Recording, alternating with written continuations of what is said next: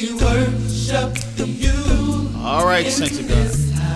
I want you to forget about all your troubles and your Sanctuary, we receive your power. because right now it ain't about you. Hello, everyone.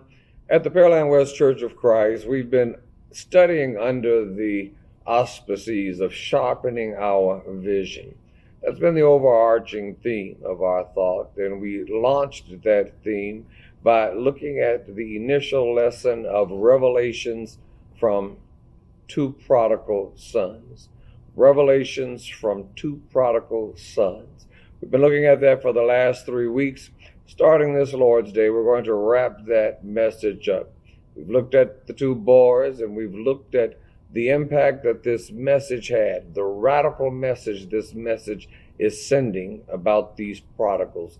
Join us this Lord's Day as we explore the last thing that Jesus radically changed through the revelations from these two sons.